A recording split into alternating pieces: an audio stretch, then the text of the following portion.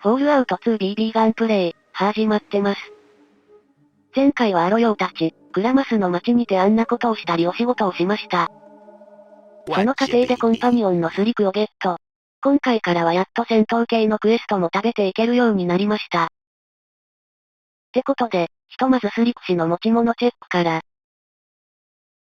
スレッジハンマーとレザージャケットを持っていました。なんで装備してないんだろう。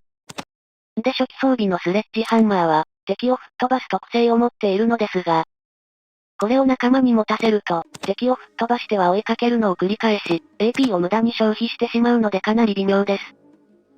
ですのでハンマーは回収し、このためにアロヨで手に入れておいた鋭くした槍をスリク氏に持たせておきましょう。ということでアイテム交換中。なおご覧のように、仲間とのアイテム交換は専用のトレード画面で行えるようになりました。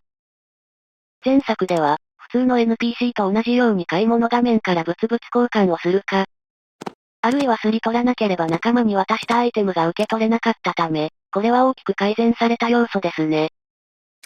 さて、新しく持たせた槍ですが、装備の指示は、コンバットコントロールという専用の画面から行えるようになりました。またこちらの画面では、ある程度戦闘 AI の挙動を制御することが可能ですぞ。AI を制御したい場合は、画面右下のカスタムから行えます。カスタム画面では6つの行動方針を決めることが可能となっています。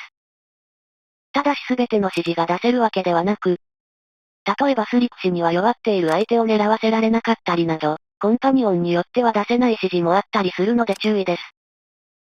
この辺は、仲間ごとの性格が垣間見れて面白いね。あと、仲間の行動方針は色々と決められるものの、実際には思ったように動いてくれなかったりも多々あるのですが、まあこの辺はご愛嬌ってことで。そんな具合にスリク氏のカスタマイズが済みましたので、ではクラマスでのお仕事を再開していきましょうか。というわけで本日最初のお客様はこちら。俺、トール。よろしく、トール。最近ここで面白いことはあった？虫の人、夜、もうさらう。トール怖い。トール助ける？なんだこいつ、体格の割に喋り方が幼すぎるでしょ。まあそれは置いといて。依頼の内容的には、夜になると牧草地のバラモンが虫人間なるものに連れ去られるらしく、守ってほしいとのこと。護衛ミッションなので今までは関われませんでしたが、スリク氏が加わった今なら引き受けられますね。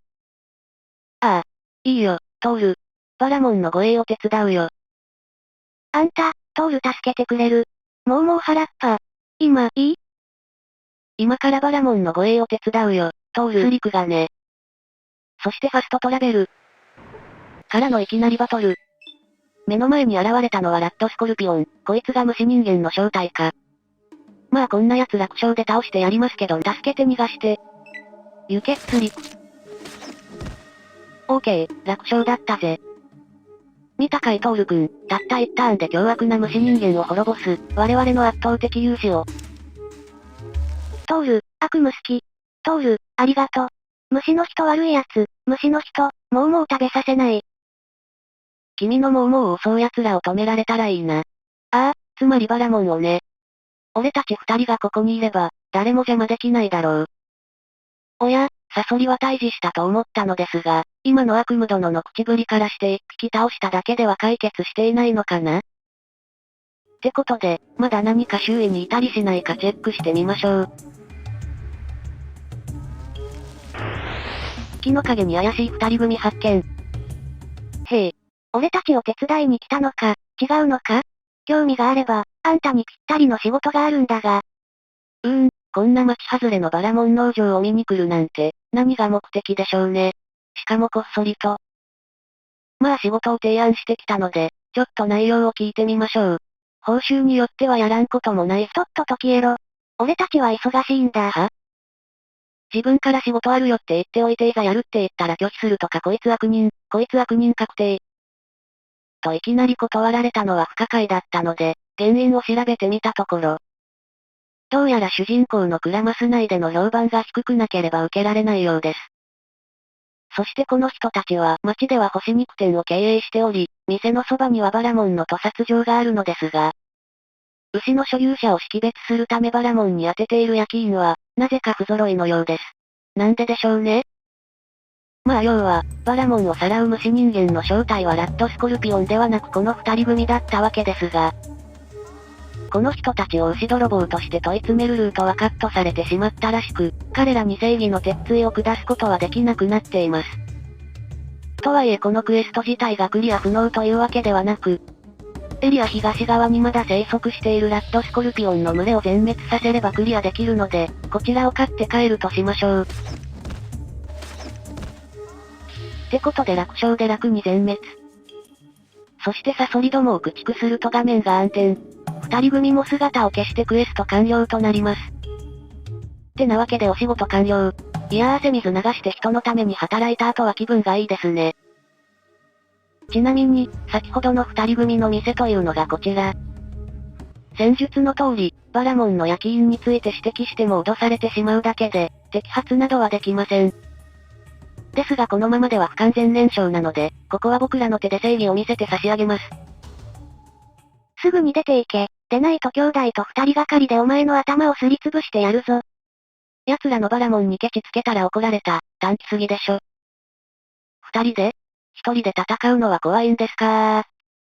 消えろ、お前を叩き潰して干し肉に変える前に。少なくともあんたらの不細工な顔は見ずに済むようになるわけだ。はい、ブチギレたー。事実を伝えただけでブチギレたー。でもって向こうから手を出してきたんだからこれは正当防衛だな間違いない。というわけでスリクの兄貴、一挙やってくだせい。はい、生肉1個ゲット。HP85 のスリク氏にかかれば2人程度楽勝よ。おら、もう1人も死んで朽ち果てて荒野の砂ぼこりになるがいいよ。はいつの間にか街全体が敵対化してる。というかあのクソガキ火炎瓶投げてきやがったぞ。どんな教育受けて育ったんだ。まあこんな田舎町で育った野郎なんて何人集まろうが雑魚よ雑魚。スリクさんが一気当選で全員ぶちのめしてくれますからあれ。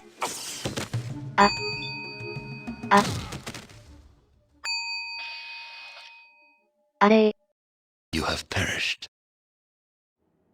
くそ。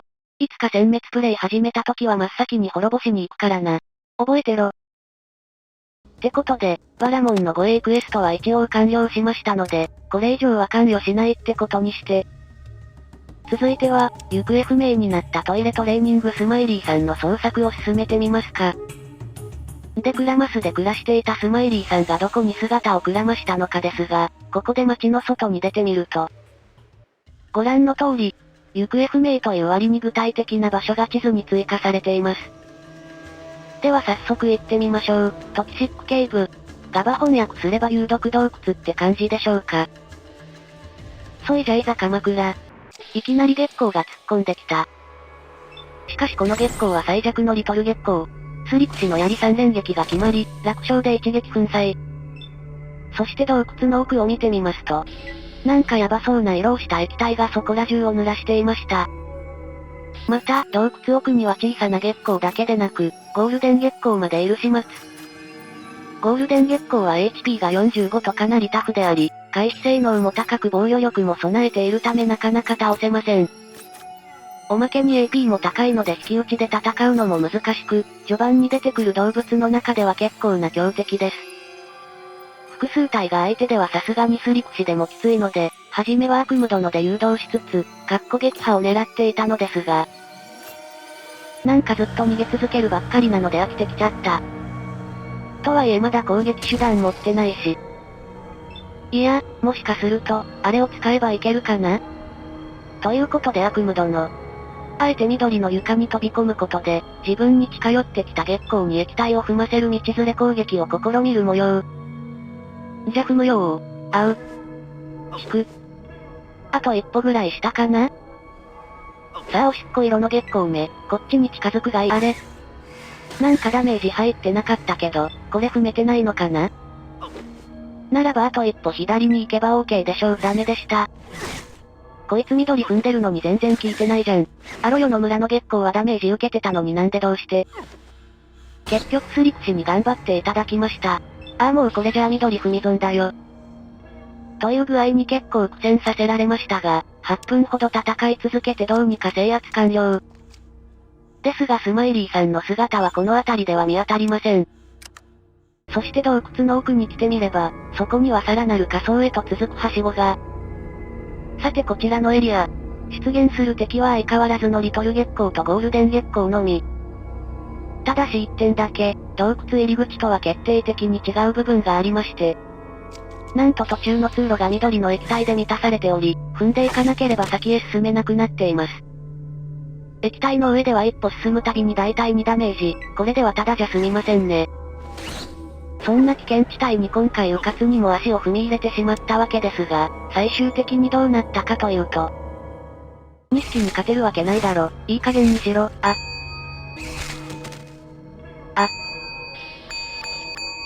途中で回復パウダーが底をつき、あっけなく骨にな Your りま quest した to とさ。 find the Garden of Eden 本 and エリア return 内 it で to は your 待機がで village きないため、 has 自然 failed. 治癒力を利用したゴリ押しもできません。というわけで、現状このダンジョンの突破は困難です。一旦諦めましょう。街を出発する前のデータに遡り、主要がてらの散歩中。街の北西に行くと、壊れかけのミスターハンディが道を塞ぐように立っていました。これは何だろう、などと思い近寄ってみると、突然の遭遇音。それから悪夢度の2ターゲットを定めて襲いかかってきました。このポンコツロボットめ。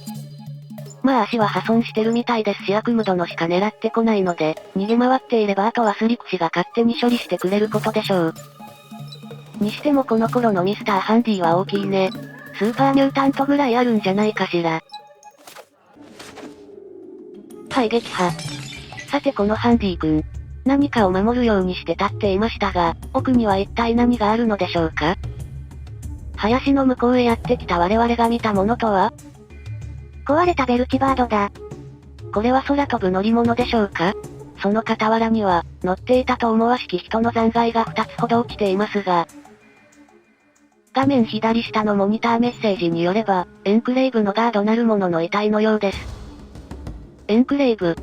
今のところ聞いたこともない言葉ですが、いずれは遺体でないものとも遭遇する日が来るのでしょうか。ちょっと溜まったスキルポイントの振り分けタイム。今あるポイントをすべてドクターに振っておきました。ドクタースキルは移動中に使うことができ、使うと自分や味方の怪我を治したり、体力をそこそこ回復させられます。この数値が低いとなかなか治療が成功せずにイライラさせられることになるので、早めに 100% を目指すことにしました。ちなみにドクタースキルは1日に3回までしか使えません。続いてはクラマス西の区画、トラッパータウンへやってきました。この辺はトラッパー、つまりは月光の皮を剥いで生計を立てている漁師どもの拠点となっています。でそんな漁師たちの拠点を訪れた目的ですが、ここで暮らしているスリムさんがネズミ関係の依頼を出していたので、ちょっと話を聞きに来た具合。そしてスリムさんに話を伺ってみたところ、ネズミどもが北の扉の向こうから発生しており、何人かが餌になってしまったのだとか。北の扉はすでに封鎖しているのですが、それでも時々湧いてくることがあり困っているご様子。街中では、ネズミの神様のような奴がいて、そいつが操っているんじゃないか。という噂まで流れてるらしいっすよ。ってことで今回の使命は、ネズミを地上に沸かせている根源を立てばクリアとなります。しかし扉は封鎖されているため、鍵がなければネズミ駆除には向かえません。で合鍵がどこにあるかと言いますと、実はすでに手元にあります。前回野良犬に干し肉を与えた時、犬が落としていった鍵こそがここで使うものだったってわけですね。この鍵を入手する他の手段としては、スリム氏をスピーチスキルで説得したり、あるいは女性主人公であれば、スリム氏とウフフをすれば譲ってもらえます。なんてゲームだ。まあ、実は、そんな回りくどい方法で鍵をもらったりしなくても、買い物画面を開けば0ドルで買えちゃうんですけどね。ってことで無駄に2つも手に入れた合鍵を使っていざネズミゾーンにイン。地上の廃墟部分には数匹のネズミが湧いてましたが、特に問題もなく突破できました。そして武器屋の跡地と思わしき家に入り、ロッカーを開けてみたところ、ゴム長靴なるアイテムを発見、2足分ゲットしました。これは後で必要になりますので、必ず取っておきましょう。倉庫を物色したりネズミを食べつつ、ダンジョンの奥地を目指していると、レベル3にアップ。そして初代同様、レベルが3の倍数に到達したということは、新たなパークを一つ習得できるようになります。というわけで、今回もパーク紹介していきましょう。アウェアネス。カーソルを合わせると、HP と武器が見える。HP や武器が正確にわかれば、どの敵から排除すべきかなどの作戦も立てやすくなるので使い勝手のいいパークです。コーシャスネイチャー。ランダム演歌時に敵との距離が離れやすくなります。戦闘離脱したい場合はありがたいですが、戦う場合は近接型のキャラにとっては逆効果かもね。コンプリヘンション。スキル本の恩恵が少しアップ。スキル本での成長は 90% あたりで打ち止めですし、本で伸ばせるスキル自体少ないので、ちょっと取るのはもったいない感。アーリアーシークエンス。シークエンスが2、つまりパーセプション1つ分だけ増えます。いくら高くなっても1ターンに1回しか動けないのは同じです。って考えると、これもそこまで優先的に取るものではないかも。ヒア&ナウ。取ればもう一つレベルが上がります。これを選ぶのはパークを一つ取り逃がすようなものですし、選ぶにしても成長が遅くなってくる終盤の方がいいでしょう。ナイトビジョン。暗闇が少しだけ明るくなり、遠距離武器の命中率低下が軽減されます。比べてみると結構違うね。こんなに違うなら取っておけばよかったかも。プレゼンス。NPC の第一印象が良くなり、会話が成立しやすくなると思いきや、なんかこの手の会話系パークはほとんど効き目ないらしいっすよ。クイックポケット。戦闘中により少ない AP でアイテム欄を開けるようになります。前作では一つ取るごとに1ずつ減っていく仕様でしたが、本作では一つしか取れなくなった代わりに恩恵が倍増しました。スムーストーカー。会話中だけ知性が増えるやつ。わざわざこれ取るなら、知性高くしたキャラで最初からやり直した方がいいんじゃないかな。スイフトラーナー。手に入る経験値が 5% 増えるやつ。本作はレベル上限が高くなったので、取ったことで損をすることはないはず。取るなら最初に取っておきたいですね。最後、シーフ。盗賊系のスキルが10だけ増えます。前作登場のマスターシーフと同様の効果が、名前を変えて新登場。取得可能なレベルも12だったのが3になりました。そして今回選んだパークですが、敵味方の武器と残りヒットポイントが見られるようになるアウェアネスを取得しました。今後長らく攻撃面で足手まといになる悪夢殿には、ヒーラー的立ち回りをさせていくつもりなので、どの味方を優先して回復すべきかを見定められるよう、このパークを真っ先に取っておいた次第です。なお、前作のレベル上限は21でしたが、本作では最大99まで増やすことができます。と言っても本編クリアまでにそこまで増えることはまずないんだけどね。さてゲームの方は、廃墟の奥地にて地下へ続くはしごを発見。きっとネズミどもも、このはしごを使って地上へ来たのでしょう。ってことでネズミの巣らしき地下道へ入ってみましたが、ここからはひたすらすり組む層が続くだけですので、何かめぼしい変化が起こるまで飛ばしていきますねってな具合に地下1階を制圧し、続いて地下2階のネズミ駆除に勤しんでいた矢先。右下からでっかいネズミがやってきました。ただのモールラットかと思いきや本人曰く、キーンラートというネームドモンスターな模様。戦闘中に人語で掛け声を発したりなど、世にも珍しい言葉を発するネズミではありますが、地上にネズミが這い出ているのも全てこいつが原因のようなので、さっさと駆除しちゃいましょ。はい、楽勝で楽に勝利。でかいネズミごときにこの悪夢殿が負けるはずないでしょ。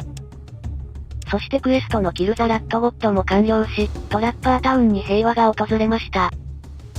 ではこれで我々の役目は終わったわけですが、洞窟はまだ先へ続いているようなので、全部巡ってみるとしましょう。アッスリクさんお疲れ様っす。治療しておきやす。そんなこんなで大量のネズミどもに対処しながらここは洞窟の最深部。手前には開かない扉。そして傍らにはダイナマイトとバールが入った棚を発見します。そしてこの扉。鍵穴は錆びており、悪夢殿の腕ではとても解錠できません。ならばと思い、拾ったバールを振ってみたのですが、